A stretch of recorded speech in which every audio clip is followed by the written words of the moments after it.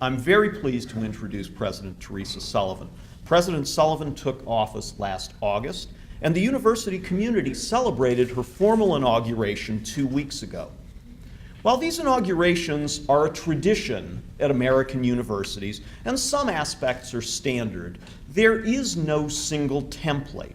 For the most part, the activities reflect the interests and values of the new president. And what was most impressive about President Sullivan's inauguration was that rather than being all about her, the events reflected what we most value about the university. The university's central missions are research, teaching, service, and healthcare. The inaugural events began with a research poster competition in which scholars from across grounds discussed and displayed the results of their research, both for a panel of judges and for the general public. I'm very pleased to report that the law school's own Professor Brandon Garrett won the prize in the Law, Business, Policy, and Education research category. The week also included a wonderful symposium that focused on using evidence to improve teaching and learning in higher education. The weekend began with a day of service and ended with an inaugural walk, reminding us that significant responsibility for our health lies in our own hands, or in this case, feet. This is just one of the many ways that President Sullivan has embraced the university's mission and culture as her own. She is an experienced higher education leader, having served in important administrative posts at the University of Texas and the University of Michigan. She is an accomplished scholar of demography and has also published jointly with law professors on consumer bankruptcy. And she brings to the job a deep understanding of the financial and political realities of American higher education. Finally, as I think most of you know, she is a member of the law school family through her husband, Doug Laycock, one of the nation's foremost scholars of the First Amendment's religion clauses and a member of the law school faculty. We're honored and privileged that President Sullivan was willing to take time from the end of the year crunch to speak to our graduates this morning. Please join me in welcoming the university's 8th president, Teresa Sullivan.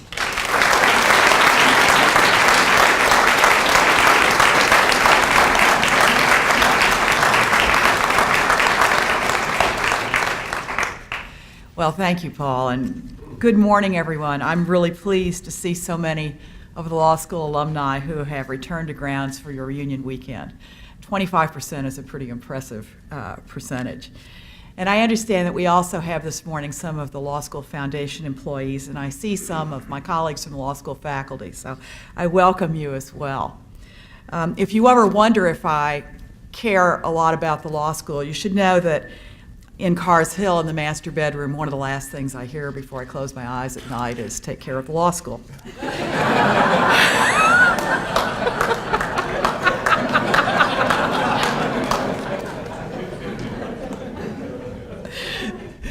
But I don't actually need to be reminded because the law school is one of the university's crown jewels.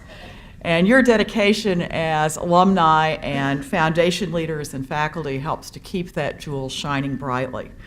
I knew about this long before I came to Virginia, of course, and everything I've learned since I've been here has confirmed it. So I'm really grateful to all of you for what you do for the law school and for the University of Virginia. I want to say a word, too, about Larry Walker, who's here with Sharon, and you'll be celebrating his retirement in a bit, and I'll be on at my next speaking engagement by then. So I just want to say a couple of things about him. Doug remembers fondly a lunch he had with Larry when Doug was still a rookie faculty member at the University of Chicago. And I had the opportunity to use Larry's casebook in my own course on social science and law, which I taught at the University of Texas. So I appreciated the path-breaking work that he and his co-authors were able to do, and something that's close to my own scholarly heart. Well, I'm going to talk about a few items of importance to the university right now, and I'm going to leave a little bit of time for a few questions and answers at the end in case there's something you wanted to know about that I don't cover. I'm going to talk about succession planning at the university and talk a little bit about some important legislation in the Commonwealth that affects the university, and then just a little bit about the capital campaign. So let me start off with succession planning.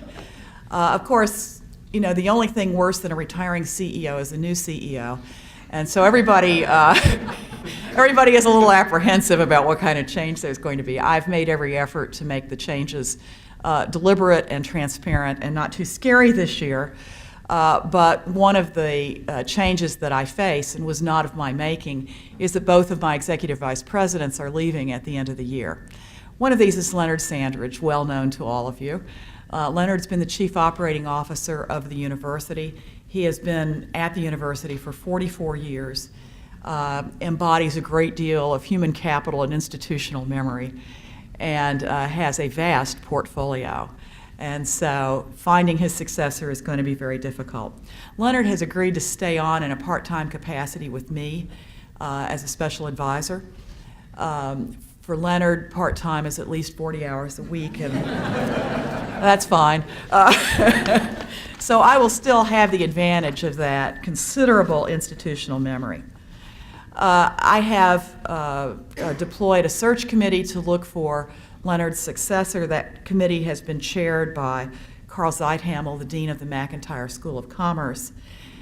They have given me a list of finalists whom I've interviewed, and we hope to be able to announce an appointment there soon. As part of preparing for this search, however, I looked carefully at Leonard's portfolio, and I did shift it a bit. One of the first changes I made was to have the director of athletics report directly to me. Craig Littlepage previously had reported to Leonard. I did this because the NCAA expects presidential control of the athletics program, and I felt that the surest way to convey that that was true here at UVA was to have the athletic director report to me. And I've been very happy with the meetings I've had with Craig and my interactions with him, his staff, and his coaches. Pat Lampkin, the vice president for student affairs, also reported to Leonard. I believe that student affairs is something that the president needs to interact with on a very direct basis, and so July 1st I will be shifting her reporting line directly to me. There were also 3 vice presidents who reported directly to the provost, whose reporting line I've changed. One of those is James Hilton, who is the vice president and chief information officer. I'm doing this because information technology is a huge spend for all universities. And it's not just on the academic side that the provost oversees, it's also on the administrative side in our hospital. And so because of its significance to us, I would like to have that directly engaged with me. A second is Tom Skalak, our vice president for research. We currently do $300 million of externally funded research, most of it federal. That portfolio has been growing. It's very important to us. And again, it's not just something that affects the academic side of the institution. Importantly, it affects our hospital. It also affects the administrative side of the university, where we do the accounting and the compliance and all the other things you do with federal grants. I have named Marcus Martin, who was the interim vice president and chief officer for diversity and equity, to be the holder of that position and to report directly to me. Again, because I think diversity is everyone's business and not just the business of a particular portfolio. The other executive vice president is Tim Garson, whom some of you may have known as dean of the School of Medicine before he became provost. Tim is leaving the University of Virginia to assume a position as senior vice president at the University of Texas Health Science Center in Houston. David Brenneman, who is the former dean of the Curry School, is leading the search for that position. I deliberately staggered those 2 searches because I think it's hard to invest enough effort into one big search without having a second big search diverting you. So we will not have a new provost in time for the fall. I have named Milton Adams, who is currently the vice provost for academic programs and a professor of engineering, to be the interim provost. And Tim will depart at the end of final exercises for his new position. I do believe that the timing was right to make these switches in reporting. I want to be able to give the potential candidates for chief operating officer and provost a clear understanding of our organizational structure, and also to conform this organizational structure a bit more to my own personal style. I want to say that I didn't do this without consulting widely, and so Paul can tell you that when I had my first retreat with the deans last August, I divided the deans up into 3 groups, and I gave each group a bag full of wooden blocks. And on each block was the name of a university office, and I said, build the organization chart. And so each group of deans built their own chart and then presented their chart to the others. And what we learned importantly was that there was no uniquely correct way to do this. They all had different charts. But there were some things that they all agreed on, and that's reflected in those reporting lines that I changed. By the way, watching the deans build with blocks was an exceptionally good experience for me. Everybody wanted the dean of architecture. All right, talk a little bit now about what's going on in the Commonwealth. Well, when I arrived in the Commonwealth, I am, of course, new to Virginia. I've never lived here before. I'm new to the politics of Virginia. But it is not, as we said in Texas, my first rodeo. And I have worked with state legislatures before. So I spent much of the fall traveling around the Commonwealth and visiting with legislative leaders in their home offices. They tend to be more relaxed in their home office. They have more time to spend with you. I had a chance to have fairly deep discussions with them about higher education in general, the University of Virginia in particular, the other legislative issues they were facing, and it was good preparation for me when I did go to Richmond for the General Assembly. Last summer, Governor McDonald appointed a commission on higher education, and he charged this commission with a number of duties, but the most important was to find a way to give 100,000 additional Virginians undergraduate degrees within 15 years. We had close connections with that commission. It was chaired by Tom Farrell, who is the CEO of Dominion, but is also a former rector of the university. Another former rector, Haywood Fralin from Roanoke, was a member of the commission. And our current rector, Debbie Wynn, was also a member of the commission. So earlier this winter, they produced a set of recommendations that became the foundation for the governor's bill, which is called the Higher Education Opportunity Act of 2011, but also goes by the name Top Jobs Bill. So you hear both those terms used. And so these recommendations included boosting the number of graduates with degrees in science, technology, engineering, and mathematics, the so-called STEM disciplines, creating new options for expedited degree attainment, making better use of the physical facilities of the universities, and making better use of advanced technology in instruction. I just want to add parenthetically that these concerns are exclusively directed at undergraduate education. I have heard very little discussion by any member of the General Assembly or by the governor about professional education, graduate education. It's not that they are not of concern. Many legislators pointed out to me proudly that they were alumni of the law school, so they care a lot about that.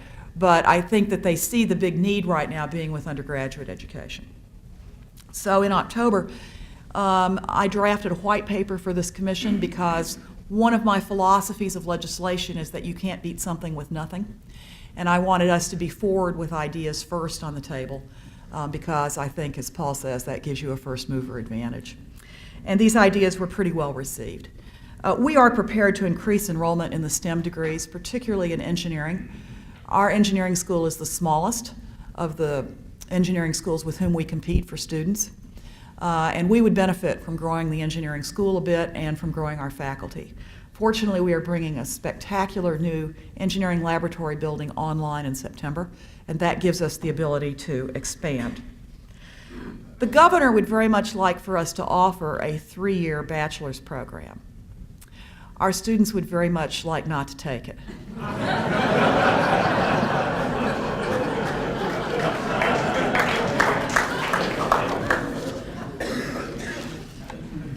Many of our students could finish in 3 years. The average entering student at UVA brings 18 hours of college credit already, typically through AP credit. But they don't want to leave in 3 years. And so consequently, I have proposed to the faculty and to the commission that we begin to develop some 3+1 programs, which would allow a properly prepared and motivated student to finish the baccalaureate in 3 years and then take a 12-month master's degree program and leave in 4 years with both degrees. The parents see this as a very attractive value proposition. It will make better use of our facilities because those students will have to attend at least one summer in order to complete the master's program. It does increase the throughput with the undergraduate classes, so it would free up some additional capacity for the undergraduate students. And the students themselves get to walk the lawn twice. Once in the third year, once in the fourth year. So this summer, we will be training our academic advisors to look for students who might qualify for this program and offer it to them as an option, because if you want to do it, you won't be able to waste credits. You'll need to be pretty focused from the beginning. And I also want to emphasize that this isn't for everybody. This is going to be for a group of students who come in very well prepared, who know what they want to do, and who are motivated to work hard, including some summers, in order to achieve it. But the governor is happy with this as a way of meeting some of the objectives that he laid forth for the commission. We are going to seek to make better use of our facilities. I plan to expand our January term, and I'm planning to teach myself in the January term. And we also will seek to increase our summer enrollment. I think the low-hanging fruit, though, for creating additional degrees for Virginians is looking at the large number of Virginia adults who have completed 1 or 2 years of college but don't have a degree. And we have degree completion programs now in Northern Virginia and in Hampton Roads and here in Charlottesville, and we've opened a new one in Richmond. These centers offer an opportunity for adult learners who have families and jobs and want to go to school part-time to take a Virginia course with Virginia faculty, but to do it over a period of years. When they complete the degree, they come to Charlottesville and they walk the lawn too. But for many of them, that's the only time they will come to Charlottesville. We are also looking at improved use of technology in our curriculum, not because we want to increase enrollment, but because we think it'll create a better curricular experience for our students. We currently do offer an engineering degree completion program online in Virginia community colleges, taught by our engineering faculty to students who have an associate's degree in a technical field. That's a relatively small program called Produced in Virginia, but it's producing high-quality engineering graduates, and our engineering faculty are happy with it. But perhaps the most controversial thing that I have proposed to the legislature was that we would, over a period of time, expand our undergraduate student body by 1,400 students. I made it clear that we would do this only if the legislature would support the growth. And it would also be a relatively slow ramp up, because while we have the physical facilities for a slightly larger undergraduate student body, we need to hire more faculty and staff to be able to do it. I'm pleased to say that our projected increase for this fall would be 83 additional Virginians. We get about $8,300 per Virginia resident.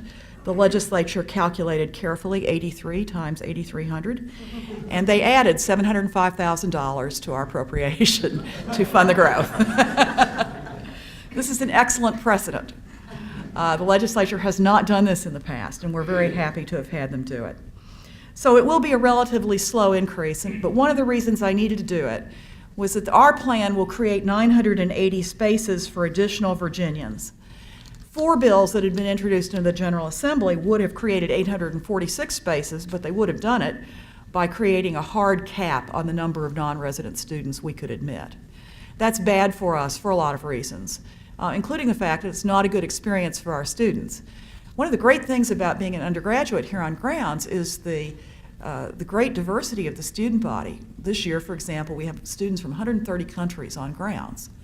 I don't think it's diversity if the students from Fairfax County get to meet students from Loudoun County.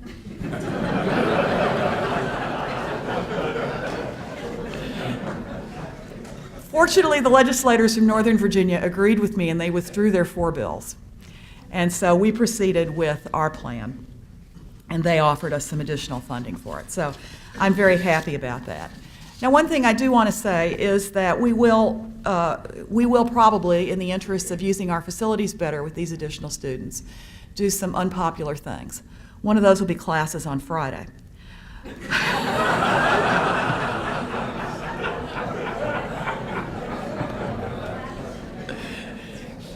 But I'll bet most of you work on Friday. So I actually think it's good preparation for going out in the world to work. A few things about the capital campaign then. We've raised about $2.4 billion towards our $3 billion goal, and I want to congratulate you on passing your goal. I was speaking to the alumni of another school yesterday. They're at 57% of their goal, so they've got a way to go. But this is really quite wonderful. When we're talking about this last part of the campaign, we have started using the theme Heart of the Grounds, and you will see some of us wearing this small emblem, which is an orange heart that has a V in it, which stands for the heart of the grounds. I mean the heart of the grounds both literally and figuratively. Figuratively, the heart of the grounds is our faculty and our students. And where we most need to focus our priorities going forward in this campaign is on faculty support and student support, because that is ultimately what makes this a great university. We have magnificent facilities, and I'm very pleased about those facilities. My predecessor, John Castine, built 134 buildings, which is truly remarkable, and it's a record that will never be equaled. And I have to say that each one of those facilities is magnificent. Some of you may have seen the South Lawn, which we dedicated in October, provides terrific teaching space for faculty in the college. Some of you may have been in Ruffin Hall, which is probably the finest studio art facility in the United States, and the magnificent athletics facilities, and on and on. So I don't see the need now as being a need to build a lot of new buildings. I see it as a need to put great programs and great people in those buildings. And we're going to need the help of our alumni in doing that. There's also a literal sense in which we speak of the heart of the grounds. And now I am speaking of a building, one of Jefferson's original buildings, the Rotunda. If you have passed the Rotunda lately, you have seen that the carved capitals of those Corinthian columns are shrouded in black. Some people think that that's a sign of mourning, and if it is, it's a sign of mourning for the building itself, because the columns are undergoing a process architects call sugarizing. That is, the marble is crumbling. And those of you who are tort lawyers will appreciate that those shrouds are up there to protect passersby, because pieces of the carving have been falling off and falling to the pavement below. The most serious problem is that the roof on top of the dome leaks. And so we have water inside the envelope of the building. The university architect has brought me the photographs of the rotting wood inside. The leak has apparently been going on for some time. It is very urgent that we replace the roof. So when I went to the legislature this spring, I brought with me a baggie. And in the baggie were fragments that had fallen off the columns, and in the bottom of the baggie was what looked like fine white sand. That's where the marble had actually sugarized. And showed it in the committees both in the House and the Senate. And they were horrified. But at the end of the day, the conference committee could not translate its horror into actual money. But the governor did, and so the governor amended the budget to include $2.69 million in state-funded bonds to restore the roof and the dome, and I agreed to match that money. So this summer we will begin repairing the roof so that we can keep the water out of the envelope of the building, and that's a very, very important first start. But I want to emphasize it's only the first start, because the building itself is in serious need of repair. The columns will have to be replaced. The mechanicals in the building need replacement. And as you know, once we begin to do anything to this building, we must bring it to modern ADA standards. The building is not very accessible right now, as any of you who might be with someone with a mobility impairment would realize when you went there. So we're optimistic that we're going to be able to raise this money together in partnership with the state, but it will require that we ourselves also come to the table with some of the funding. One other thing I want to say that the governor did for us was to also release almost $62 million, again in bond proceeds, to renovate New Cabell Hall. This is very important to us because New Cabell Hall is the workhorse classroom building for all the undergraduates in the college. And it's had essentially nothing done to it since the end of World War II, when it was built. And those of you who took classes there, it's very similar to what it was when you were there. So Let me close by thanking you again for the generous support you give in the university, for the wonderful support you give Paul and the faculty here, in all the ways that you let people know that the University of Virginia School of Law is important to you, was critical for your career, is an outstanding place to nourish young lawyers, but is also very important to legal enterprise in the country as a whole. Your time, talents, and material gifts have made a real difference, and I want you to know that we recognize that difference and we appreciate it. If Paul will let me, I will take a few questions. Yes, sir. Ma'am. Do you have any idea how many students are likely to take advantage of the 3+1 program? I understand the rationale for it, but it seems a shame to give up the opportunity of exploring other fields outside one's major structure. That's right. Right now, about 50 students do choose to finish the degree in 3 years. But we actually have some very attractive one-year programs. So those one-year programs are limited because there's a certain capacity that's put in effect by how many faculty we have. We currently have 2 one-year programs in the Commerce School, 1 in Environmental Science, and we have 1 in the English department.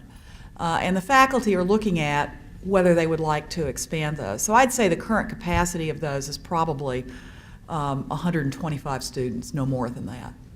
So we're probably not looking at a huge program here. But I do think some faculty will be interested in whether there's a one-year master's program that they might like to launch as well. Yes, sir? 2 questions. One, is the state on performance funding with regard to the universities here, university and colleges? And 2, is there talk about putting a tuition cap on colleges and universities? Good questions. It's very likely that the Commission on Higher Education, which has not yet finished its work, will recommend what they call incentive funding, which isn't quite the same as performance funding, but actually works out to about the same thing. And so yes, there is interest in that. In fact, when I first met Governor McDonald, he was kind enough to invite me to lunch in the governor's mansion my first week in the Commonwealth. And he said to me, one of the things I want you to do is to raise the university's graduation rate by 10%. And I said, well, Governor, graduation rate is 93% right now.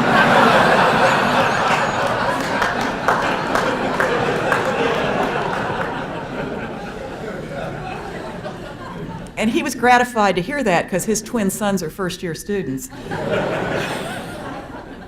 But one of the problems with performance funding in the state is that you would want to increase graduation rates, but that's really not a performance metric that the University of Virginia is going to be able to compete on because we're already there. So I will be looking out for performance measures that don't actually penalize us.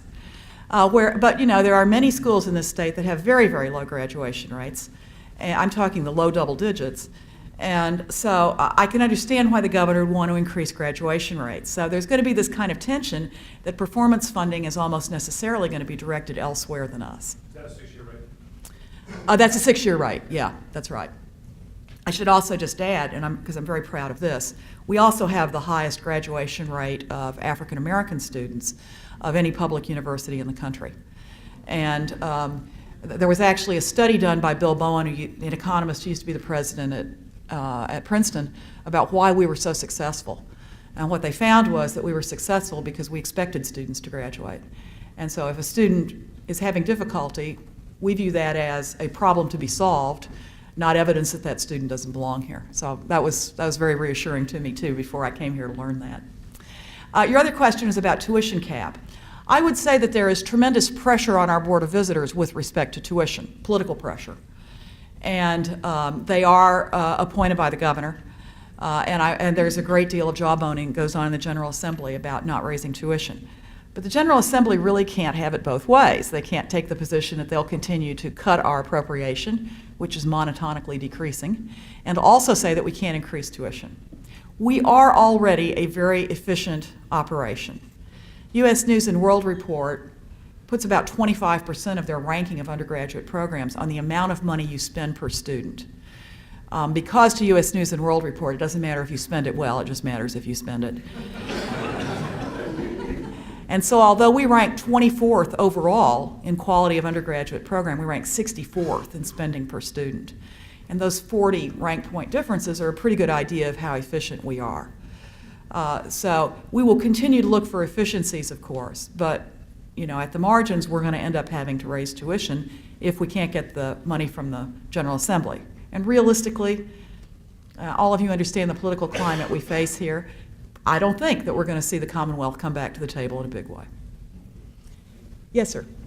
Ma'am, when I went through the university as an undergrad a decade ago, there were a lot of horror stories about course availability and people finding courses they wanted to take or even needed to take for their desired majors being filled up by the time they could register for them. I'm curious what your thoughts on that are. It's a problem that I know of at almost every university. We had it at Michigan, we had it at Texas. One of the things that we have done is to develop a more sophisticated waiting list system, which lets students know when a seat has opened up, so that they're then told, do you wish to use your waiting list position to go into this class? Because another thing which happens is we've got not only the number of available seats, we've also got a certain amount of strategic behavior going on by our very smart undergraduates, who will, in effect, hoard classes. So they'll sign up for 18 or 21 hours knowing they intend to take 15. And so some seats are taken up by phantom students. And if they wait until the very last minute to drop those courses, then those seats are never available to other students. So we have to develop a program that's sophisticated enough to defeat the strategizing and make the seats available to the students who really need them. The other thing is that sometimes you find that these courses that are closed, what's really closed are the sections that are offered between 10 a.m. and 2 p.m.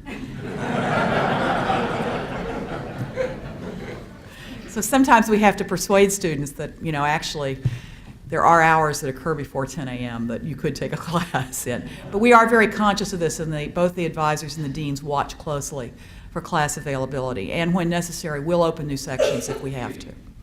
Yes, sir. Ma'am, could you repeat what you said earlier about the enlargement of the undergraduate student body number?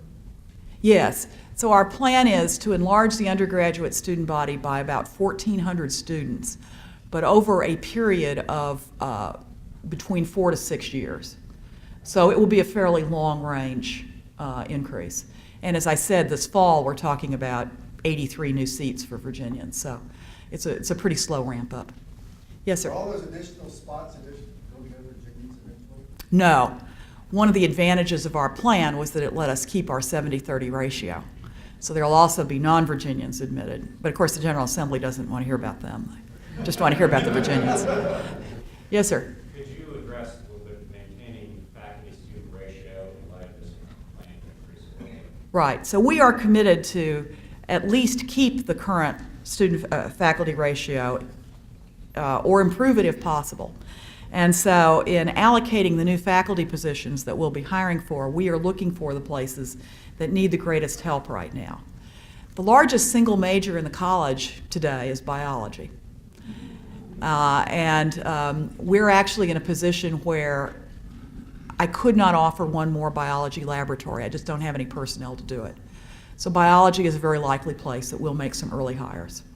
So we're looking carefully, particularly at courses first-year students take, for where we'll be making these new hires. There is a committee made up of associate deans from the undergraduate schools that's looking at this. Yes, sir. You're going to have the athletic department report directly to you now. Yes. Will you be able to share some of the secrets with the University of Texas and University of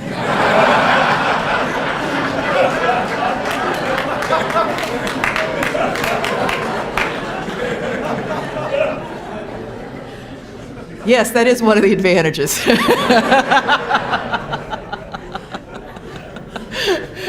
Yes, sir. What efforts are being made to more integrate the North Grounds with the rest of the university and really have the students that come to the graduate schools here feel more a part of the university and connect with the students? That's a really good question, and it is something that is of concern to us. We do have a pretty good transportation system, and so we have provided, easy access back and forth between the two. But I don't think that's sufficient. I think you need to give law and Darden students reasons to want to be on the central grounds. And I think we have to give our undergraduate students reasons to want to come up here and see North Grounds. The undergraduates who come up here are coming up here mostly for recreational and athletic facilities, which are quite nice up here. So there are undergraduates who do make it up here. But we're looking for more programs, particularly interdisciplinary and co-curricular programs that will be attractive to law and Darden students. Of course, law and Darden students are already very busy. And so, you know, for a lot of them, you know, doing one more thing is not really what they're centrally focused on right now. The fact that the ranges are occupied by graduate and professional students does bring some number of students naturally to Central Grounds. And of course, those are some of your strongest leaders in the law school student body. And I think that's another thing that helps to bring their classmates down, because they understand the kind of events their classmates would be interested in. Actually, you know, one of the secrets of Virginia's strength in terms of student leadership has been, if you look at most American universities, what happens to fourth-year students, particularly your student leadership group, is that they have scattered to the four winds. And so they're living in all kinds of housing all around the university. And if you wanted to ever get them together, you have to plan for 3 weeks to do it. If you want to do it here, you can stand in the middle of the lawn and blow a whistle. And they're all there. Makes it much easier for students to get things organized, which they do very well because leadership is so concentrated. I want to thank all of you for being such a wonderful audience, and it was great to be with you here this morning.